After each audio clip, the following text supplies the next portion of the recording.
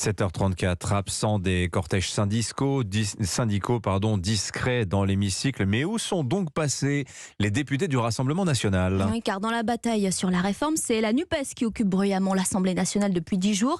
Le parti de Marine Le Pen est lui aussi opposé au texte du gouvernement, mais opte pour une autre stratégie assez risquée, Alexandre Chauveau.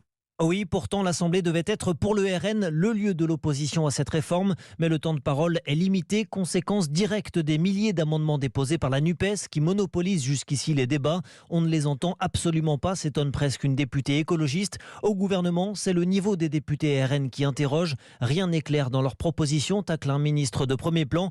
Alors au sein du parti, pas question pour autant de changer de stratégie. Les troupes de Marine Le Pen comptent profiter indirectement de l'attitude décriée de la gauche, comme l'explique Jean-Philippe Tanguy, député de la Somme. Quand je lis que la multiplication des amendements serait une preuve de travail, non, vous savez, photocopier 10 000 fois le même amendement, c'est pas une preuve de travail et surtout, ça empêche de voter contre. Donc nous, on est cohérents. C'est pour parler, vous savez, les gens, ils aiment pas qu'on bavasse, ils aiment qu'on agisse. Et pour s'opposer à la réforme, le RN espère pouvoir débattre de l'article 7 qui recule l'âge de départ à 64 ans, ce qui rend le parti dépendant de la gauche et du retrait éventuel de ces amendements.